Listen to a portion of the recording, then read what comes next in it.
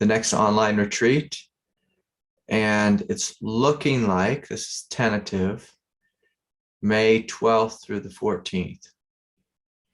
It's looking like that. Now that's at the end of Mercury in retrograde. Mercury starting, I think, April 21st or something. But anyways, can't live in fear, huh? So May 12th through the 14th. That's a big maybe. All right, I'll let you know when it's official. The only official retreat is Kripalu, July 16th through the 21st. So, okay. So welcome to you. I'm just going to take a peek and see if there's any new faces. I think everyone's been here before, so you know the routine. We're going to start with the chakra series again. So right now we're on the third chakra center, the solar plexus. So we'll speak a little bit about how Kundalini interacts with the third chakra center. Now, just in an overarching way, what Kundalini is doing, it's coming into us and basically wanting us to live in an awakened, embodied way here on planet Earth. And so if there's anything that is in the way of the truth, there's anything confused within you, anything veiling the truth, the light of Kundalini will come into that center, in this case, the third chakra center, and it's going to put pressure on things that are out of alignment. So the third chakra center has to do with your personal, individual power and will. It has to do with your self-esteem. Now, as children of God, one of the things that makes a parent happy is when they see that their child has good, healthy self-esteem.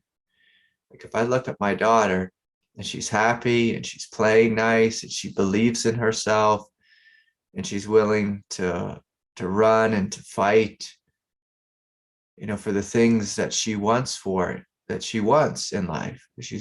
She believes in her goals and she believes that she has the ability to achieve those goals. Like that makes a father, a parent, incredibly happy.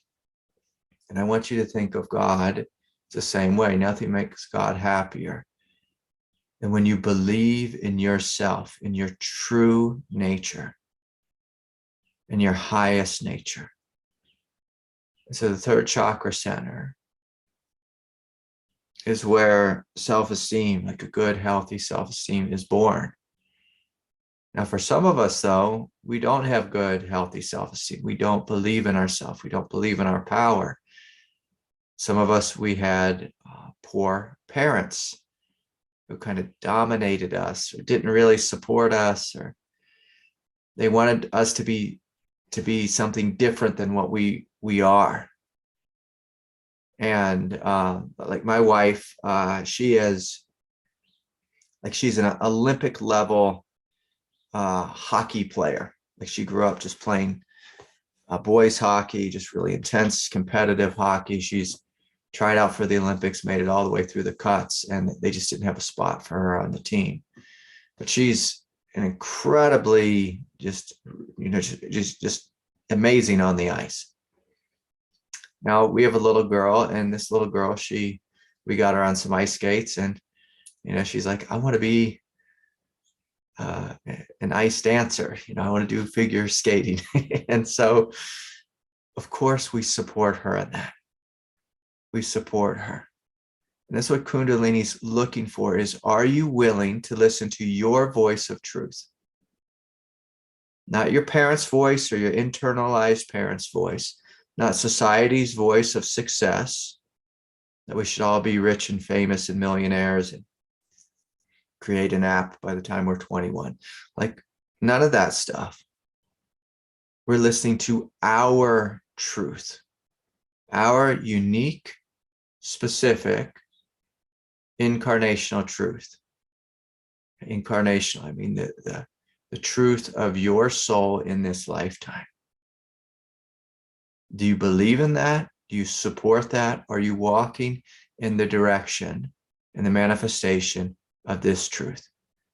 These are the questions for the third chakra center. And so if we're getting any no's there, like if we don't know who and what we are, if we don't know what our life is about, we're going to feel a couple different things. We might just feel that there may just be no energy there. Maybe a feeling of numbness or deadness.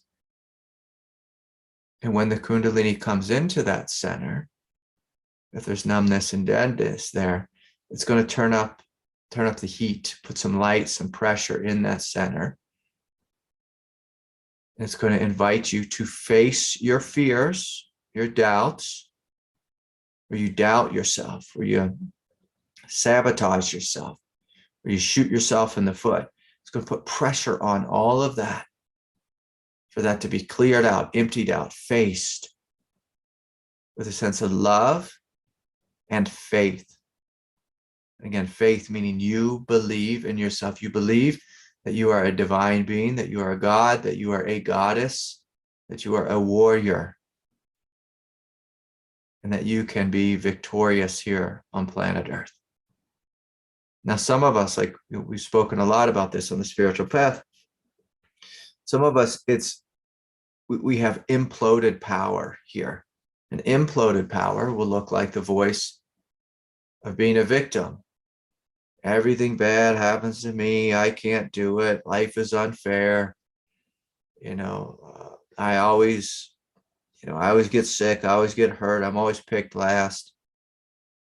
I'm too big. I'm too small. I'm too this. I'm too that. There's no place for me here on planet Earth. Because there's no place, I have to fight for crumbs, for scraps. So that's the voice of implosion, the voice of the victim, of imploded power. The voice of truth in this center is I know who and what I am. I know what my life is about. I know who and what I am. I'm a divine being. Christ embodied the center when he said, the Father and I are one. Father and I are one. I'm the Son of God. And so the invitation here is, can we have that same realization? I'm a child of God. I'm a son, a daughter, a being of God. And God is wanting to awaken in me and to live through me here on planet Earth. And I have total faith in this. Total faith in this. And so again, most of us, we don't come in to this lifetime knowing I'm the Son of God. Most of us come to this world, just with some sense of fear and survival. Maybe we have an older brother or sister who, on our first vacation, took us out to the ocean and stood on our chest, and drowned us. And we didn't feel safe here on planet Earth. We had terrible parents. We didn't feel safe. And so as this light is coming into us, this light is wanting you to know, this Kundalini light, you and I are one. I am your power. Now, most of us, we look at Kundalini as this outside force that is terrorizing us. But really what Kundalini is your light, your power, your strength. And it's putting pressures on the place within you that feel weak, that feel beat up, that feel less than. And the choice with this center is, do you believe in your highest truth, or do you believe in the voice of victimhood? And again, because this is a path of growth, the energy that I'm going to invite here is the energy of faith, where you believe in yourself. This is how we develop healthy, positive self-esteem. When you believe in you. When you believe in you. And so that's the energy of this center, is the energy of faith, the energy of strength coming online through faith, having a strength of will. And it's supported through you being honest, through you keeping your word. So if you say, I'm going to meditate every day, then we do that. That's how self-esteem is developed. It's through you keeping your word. You show up and you do your best, and you do not listen to the voices that make excuses like, I'll just sleep in a little bit longer. I'll do yoga tomorrow. I'll do yoga. I'll do my healing work tomorrow. I'll face the trauma within me tomorrow. I can't do it. It's too much. So if we listen to the voices of excuses, our self-esteem lessens, it gets weaker. When we face our fears, when we walk in the direction of our truth, when we look inside and see and acknowledge that I'm good, I am fundamentally good, I am fundamentally strong, I am fundamentally brilliant. We start to have faith in our innate divinity, our self-esteem grows, our spiritual power grows. And as it does so, then this center opens. And as it opens, the Kundalini can flow through it, continuing, on its path up the spine into the heart. And then as it awakens in the heart, we have a loving heart that's mixed, that's held up by this foundational power. So the primary reason most of us take some steps on the spiritual path, we go on a retreat, we have a big awakening. And so we're like, boom, I'm awake. And then the next couple of days after the retreat, we fall flat on our face again. And if we fall flat on our face again because life challenges us, but we don't get up, if we believe in our failure, again, like then the third chakra center, it doesn't stay open. But when we believe in the truth, and if we do, like in the teachings of Buddhism, this might be a teaching of Joseph Goldstein, if we fail, we begin again. We just begin again. We begin again with a smile, not with some negative self-talk that I'm bad, I'm wrong, I can never do this. We begin again. And so this energy of the third chakra center, it knows, there's going to be challenges in life and we'll fail in life. But we continue to open. We continue to let go. And we continue to step in the truth. We walk in the direction of the truth. We step out of the energies of weakness into the energies of strength. Into the energies of strength. And so some questions for the third chakra center. If you want, you can join me. You can just close your eyes. I'll ask, what are you plugged into? That is not the truth. This is how we lose energy from the third chakra center, from the solar plexus. If we're plugged into thoughts and beliefs that are not the truth. If you have a belief that a knight in shining armor is going to come and save you, that's going to be an energy that takes your power away. If you ever thought, I need a girl to love me because I can't love myself. I need a car. I need a certain amount of money. So what are you plugged into that's not the truth? If you have any addictions, like I can't live without alcohol, or I can't live without marijuana. And for some people, it's a little bit more subtle. I can't really awaken myself. I need ayahuasca or psilocybin or whatever it is to awaken. So what are you plugged into that is not the truth? Where do you give your power away? Where do you give your power away? You give it away to food, a bag of chips, a bag of cookies, ice cream, bucket of ice cream. It's okay to smile. Where do you give your power away?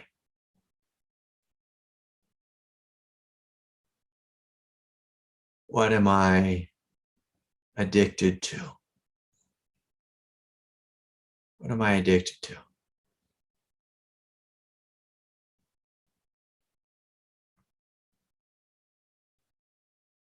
And so just looking inside. The self-esteem grows, the third chakra power grows, the more open and honest and vulnerable you're willing to be. Do I view myself as a victim in this world? And then from a place of strength, we can ask, does that help me? Does it help me to continue to identify as a victim? Does it help me?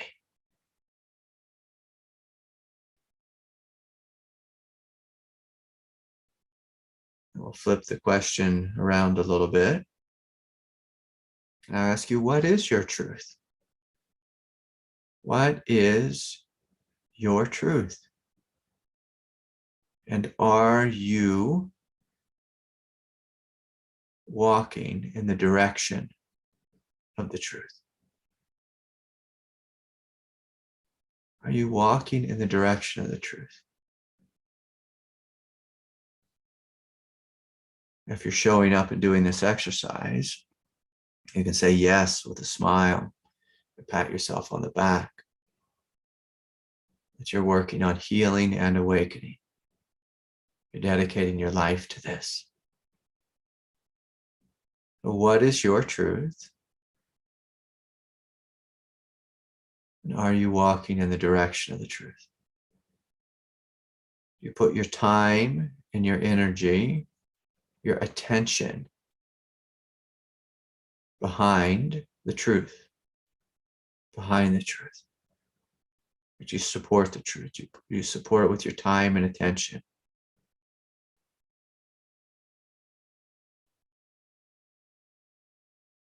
So now I invite you, just on the level of sensation, to feel into your body and just notice what it feels like in your third chakra center. Is your third chakra full and radiating with light? Or is there any contraction there? Is there a feeling of burning or heat or nausea?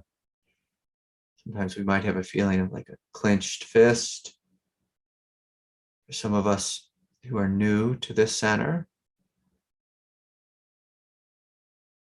sometimes there can just be a feeling of numbness here. Like we might, be shocked a little bit, saying like, I don't even know this center at all. Sometimes on the spiritual path, we're really good at opening our mind and being real spacious, but we're not really here on planet Earth. And so I invite you, as you feel into the third chakra center, just see it, filling with light, expanding, opening.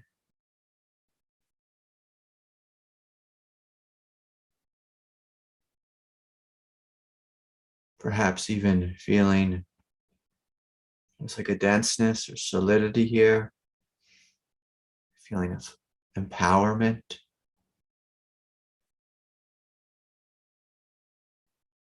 And then I invite you to ask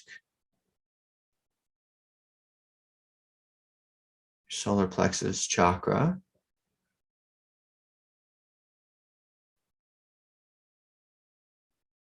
if it has any instructions for your life, any truth it wants to share.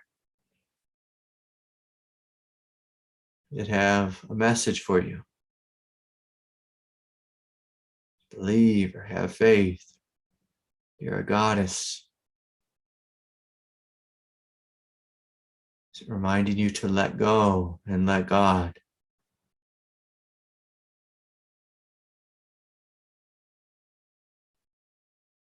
Reminding you that you are strong enough to live this life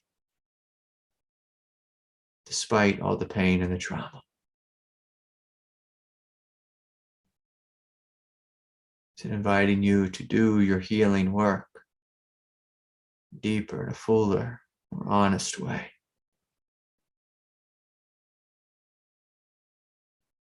So we're feeling into the third chakra center and just seeing if there's anything it wants to share with us specifically.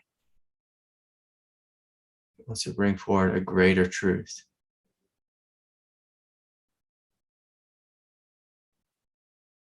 And then just to have some fun, I invite you to let it show you an image of your true self.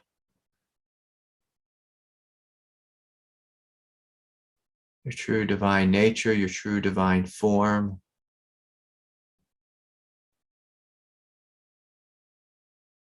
To show you an image of your true self.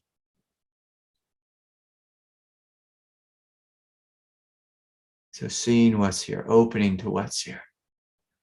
Inviting this center to come more fully alive, more fully awake. To flow through your body, to flow into your heart. To flow into your legs and your pelvis. To be a foundational strength for you on this path.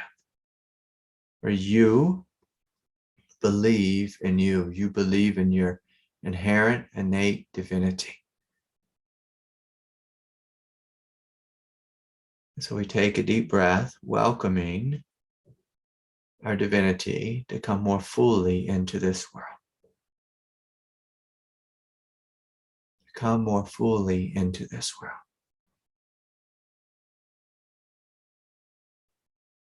And making a commitment to letting go of that which does not serve you. And reharnessing that power, that energy that is lost to the things that do not serve you, and rechanneling that energy, that power, into that which does serve you. Recommitting yourself to the path, recommitting yourself to healing, recommitting yourself to the truth, recommitting yourself to sharing your gift, your light, here on planet Earth. Okay, good. So we can take a deep breath and we can open our eyes. I just want to share something with you. I hope your third chakra center was able to give you a vision of your divinity, a vision of your divinity. But I was, the other day, I was watching something on YouTube and they play these commercials at the beginning. And the commercial was for, whatever that spiritual program is, it's Gaia. And they were talking about Noah, from Noah's Ark. And they were telling this story about Noah, and he had all these different names. He was a king of some sort. I had no idea about any of this. I hope I'm not getting it wrong, but they show these images, these statues of Noah. And he was this huge, just like ripped, king, and he wore, like a suit of armor and this big helmet. And he just looked so powerful, so mighty. So powerful and so mighty. And I was just really struck, by his power, just, that I was seeing in the form of this statue. So this is the energy of the third chakra center. It's you in your most empowered form, your warrior nature. Your warrior nature. And I invite all of you to have this image of yourself. It's incredibly strong, incredibly powerful. And I don't care what your body looks like. I don't care what your age is. I don't care what your gender is. I want you to see yourself as something strong and empowered. Now, many of you know, I mean, most everyone here knows Cynthia from the Sangha. And Cynthia, I don't know how old you are, but you can put it in the chat. But Cynthia's over 65. And every year, Cynthia gets out there and works a shovel and plants this amazing, incredible garden. And Cynthia has had a really hard life, a lot of tremendous difficulty, all kinds of trauma. And yet every spring, she gets out there and she uses her physical strength.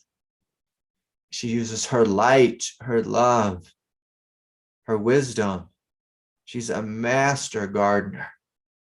And she sent me some pictures last summer of her garden. I was just blown away, completely blown away. Her garden, it was just so utterly amazing. You know, I'm a gardener too, but just the garden that she created, that she creates every year, is a work of God. Like, this is her vocation. It's her act of service here on planet Earth. It's the way she gives, it's the way she loves. She pours her life into this. This is the energy of the third chakra center. This is the energy. When you give your life to something and you grow something beautiful here on planet Earth. Now, in order to do this, often, like, you know, if we don't feel like we're super successful in this moment, often God makes us do our healing work first. Sometimes we do it concurrently, if that's the right word, where we're healing and also expressing at the same time. But some of us, God says, no, listen, I need you just to heal first. And then you can go out and share your gift in the world. And so if any of you are confused, well, what am I supposed to be doing right now? If it's not crystal clear about what it is, the first order of business is for us to heal and to awaken. And through that process, it becomes clear what our outward expression is. And I encourage each of you, if it's not clear just yet, know that all of us have this major hurdle of healing and awakening first and foremost. If we can do that, everything else falls into place. Everything else falls into place. So the primary first order of business is to heal and to awaken. And so Kundalini is here to support you in that. And sometimes in this center, I'll just speak a little bit more about the symptoms that come with that, with Kundalini. Sometimes as Kundalini comes into the third chakra center, there's a lot of heat, a lot of digestive fire. And sometimes it gets a little silly. We talked about this a little bit last week. Burping, gas, bloating. Like when my third chakra started to awaken, my belly got ginormous. I'm a really skinny guy, but it's just like this big bloated Buddha belly. It's like, what is going on in this center? If you look at any pictures of Indian saints or sages, they tend to have this big belly that looks like it's full of parasites, but it's not. Hopefully it's not. So sometimes it gets full of air, it's really full of light. And that light is transforming, getting you in touch with your powers, transforming darkness, transforming any addictions, transforming it, putting pressure on anything that you're plugged into that's not true. So with this center, it tends to be a lot of light, a lot of heat, and sometimes air, because there's digestion here, as heat comes into the belly, can make the belly kind of disgruntled. You may struggle with issues around diet and food and, you know, having to go on elimination diets and all this silliness. But really what God is wanting during this time is for you to get clear and disciplined about who and what you are and what your life is about. The diet will all sort itself out in the end. But normally it's just a way that energy is detoxified and healed, and it's a way for you to get your power back. It's a way for you to pull your energy out of the unconsciousness, because so many of us have so much unconscious energy in relationship to food and diet and comfort eating and all that kind of thing. And this energy is wanting you to comfort yourself through love and through having faith in your strength and your power.